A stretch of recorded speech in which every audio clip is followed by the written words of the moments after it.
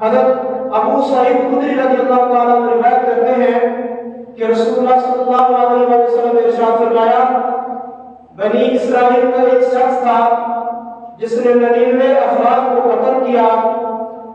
جب اس نے 99 افراد کو قتل کیا تو اس کے دل میں آیا کہ اب میں کیوں نہ توبہ کروں، ہو سکتا ہے کہ اللہ تبارک و تعالیٰ مجھے معاف فرما دے۔ تو وہ اس توبہ کے لیے نکلا تو راستے میں ایک راہب ملا اور اس راہب کے پاس جا کر کہنے لگا، میں نے 99 قتل کیے ہیں، کیا میری توبہ ہو سکتی ہے؟ وہ راہب جو تھا وہ پڑھا لکھا نہیں تھا۔ آج کل کے جو پیر مرید بنے ہوئے ہیں 2 نمبر کے، وہ بھی اس طرح کا تھا، اس کو کسی چیز کا پتہ نہیں تھا، علم نہیں تھا۔ اس نے کہا تمہاری توبہ قبول نہیں ہوگی۔ اس نے کہا چلے توبہ قبول نہیں ہوتی تو 100 میں سے ایک کام ہے، اس نے اس کو بھی قتل کر دیا، اس راہب کو۔ جب اس راہب کو قتل کیا اس کے بعد اسے اور شخص ملا، اس نے کہا میں نے 100 افراد کو قتل کیا ہے، کیا میری توبہ ہو سکتی ہے؟ اس نے کہا ہاں تمہاری توبہ ہو سکتی ہے، پر شرط یہ ہے کہ تمہیں تمہارا گھر چھوڑنا پڑے گا، دوست احباب چھوڑنے پڑیں گے۔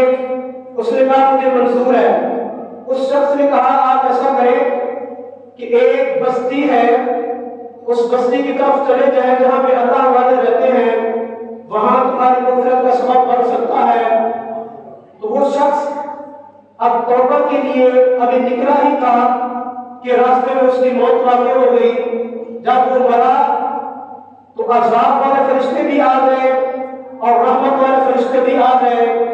عذاب والے فرشتے کہنے لگے رحمت والے فرشتوں سے کہ یہ ہمارا ہے، ہم اس کو جہنم میں لے کے جائیں گے، اور رحمت والے فرشتوں جو تھے وہ کہنے لگے نہیں، یہ مغفرت کے لیے جا رہا تھا، توبہ کے ارادے سے جا رہا تھا، لہذا ہم اس کو جنت میں لے جائیں گے۔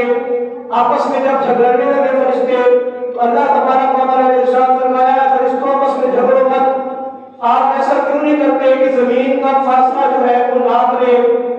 جب فاصلہ ناپنے لگے تو اللہ تبارک و تعالیٰ نے اس بستی کو حکم دیا جو اللہ والوں کی تھی کہ اے بستی تم آگے ہو جاؤ، اور دوسری بستی کو حکم دیا کہ تم پیچھے ہو جاؤ۔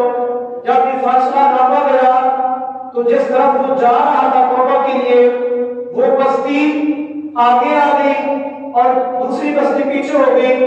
اس بنا پر اللہ تبارک و تعالیٰ نے اس کی توبہ کو قبول فرمایا اور اس کو